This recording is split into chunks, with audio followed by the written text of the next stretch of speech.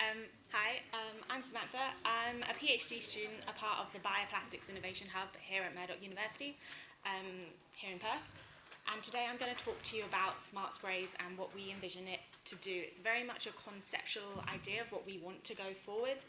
So what this presentation is mainly to do is to try and get our idea out to the farmers and just see if there's a bite, see if there's any interest in this concept. So, here in WA, as you know, we are predominantly ag-based community. On the map up here, we have our grain-growing region, which is pretty much our whole southwest area, but only high rainfall falls along the coastline of that dark green area on the map. What WA contributes to is 45% of Australians' broad acre crops, which is a large amount of money basically into the system that we in WA add to. But since the 1970s, there's been a decline in total rainfall. So as you can see on the map over here, the dotted lines for all the areas is where it was predicted from the 1910s to the 1990s of how much rain fell. And then just in the last 24 years, well, this data went up to 2020, we have decreased the area and it's become shorter. So our frequency of rain and the amount of rain that's happening in WA is decreasing. Like I feel like most of you already know that. But what does that mean? So our soil, everything needs water, like we're here today to talk about, but a lot of that water is lost. So 60% of the water that is our water source of rain is lost to evaporation. So it was like touched upon before, it's because we use most of that top 2 centimetres of soil, that's where a lot of evaporation happens. And then the other 5 to 20%, depending on our soil type, water is lost through runoff or drainage, depending on if you have more gravelly soils or sandy soils. So we know we have that issue here in WA with soils. So that only leaves about minimum 20% of water that is left in our soils that is available for plants. But that does not mean our plants actually use that 20% of water. It's predicted that only 54% of that available water is actually used up by our plants. So what we, as the Bioplastics Innovation Hub and in the Smart Spray project, are looking to do is how can we use that or utilise that lost rainfall and convert that into a saleable product? And then how can agriculture combat the declining rainfall through generation of retention and available water that we have available? So, most common practice that's not really ideal for broadacre but is used a lot in like the wine regions such as Margaret River is mulching. Typically, this is plastic, so mulching happens by putting on our mounds over plastic sheeting over our mounds to help direct water into our burrows. As you can see, the arrows kind of direct where it goes, so it's available to be attained into the plant root system to then be used by the plants. Plastic mulching also helps reduce evaporation, so that's a larger lot of saving of water. But the issues with plastic mulching is that it's mostly synthetic, that's what's available on the market.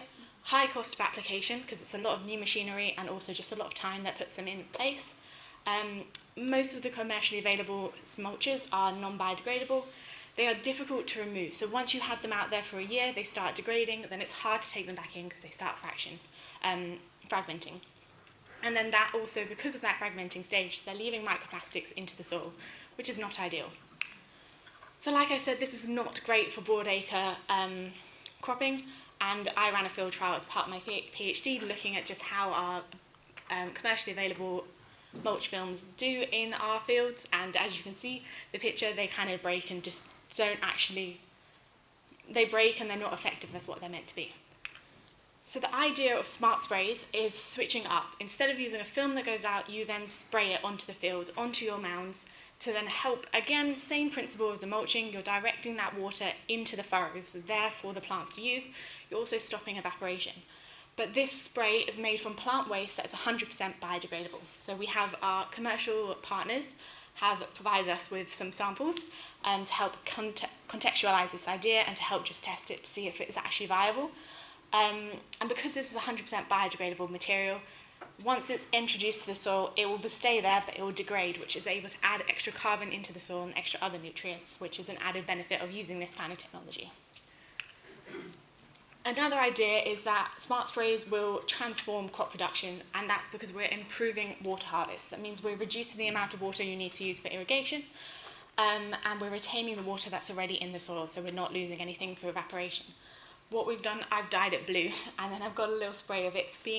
The blue is on top of the mounds that we created, and then water is going from the mounds into the furrows. So we're being shown on a lab scale that we can direct that water into the right place.